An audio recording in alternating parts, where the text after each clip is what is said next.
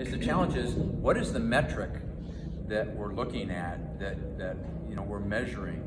And in Erica's case, and she's right up front with that, it was, I'm feeling close, I'm not feeling close.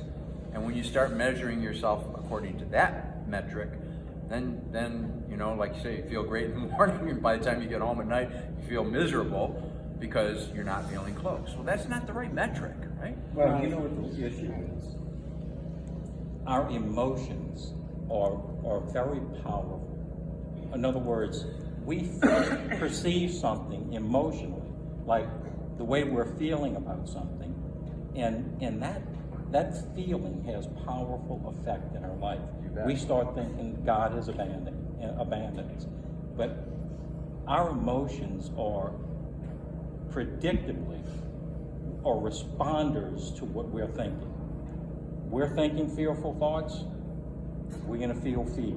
We're thinking distant thoughts, we're going to feel distant. Right. Our emotions respond to what we're thinking about.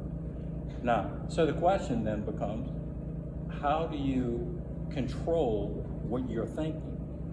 Because it's a difficult thing, because our minds can wander to many different things. And when they do, our emotions predictably respond to that. And that's why we have those emotions. Right. What I personally do when I start feeling like there's some kind of distance is I completely, listen, the minute I start feeling negative emotions that I can't associate with something like somebody died or whatever, or something that's very real that you can expect to be deriving those emotions from. The first thing I do is completely dismiss them. The minute I feel like something is telling me I am distant from God, I completely reject that emotion and turn my mind on. I'll turn the music on.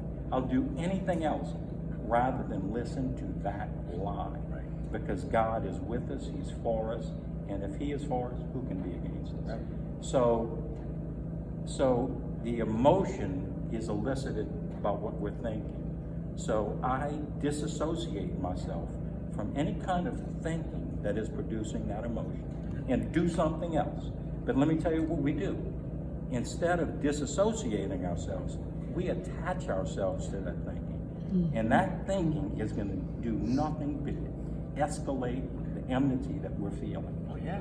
So you have to disassociate yourself with those feelings and go do something else, go think about something else.